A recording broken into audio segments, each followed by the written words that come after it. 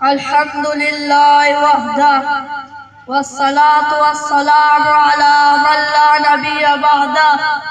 محترم حاضرین کرام، آج میں آپ کے سامنے جس موضوع پر گفتگو کرنا چاہتا ہوں وہ ہے عظمت قرآن، یعنی اس کلام کی شان جو خود خالق کائنات کا کلام ہے۔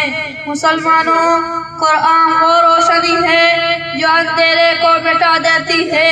قرآن وہ رحمت ہے جو دل کو سکون عطا کرتی ہے۔ قرآن وہ پیغام ہے جو بندے کو اس کے رب سے جوڑ دیتا ہے۔ قرآن ہے منشور ہدایت کا خزینہ جو دل پہ اتر جائے بنے نور مدینہ۔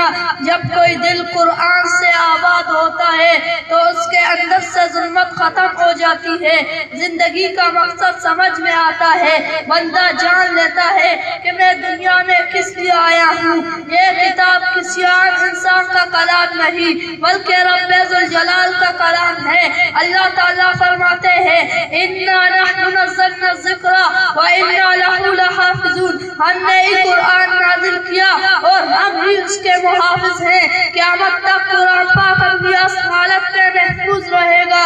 یہ قرآن خدا کا کلام مقدس جو دل کو بناتا ہے روشن و مخلص۔ قرآن ہی نے عرب کے چرواہوں کو دنیا کا رہبر بنایا۔ جو لوگ جاہل تھے انہی کے ہاتھوں علم و تہذیب کا سورج طلوع ہوا۔ قرآن نے ہر زمانے میں انقلاب لایا۔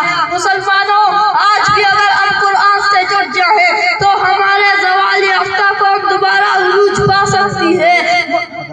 سامعین کرام، قرآن تمہارے گھر میں موجود ہے، مگر کیا کبھی تم نے سوچا قرآن تمہارے دل میں بھی موجود ہے؟ ہمیں چاہیے کہ قرآن کو پڑھنے کے ساتھ ساتھ علماء کرام سے سمجھنے کی بھی کوشش کریں۔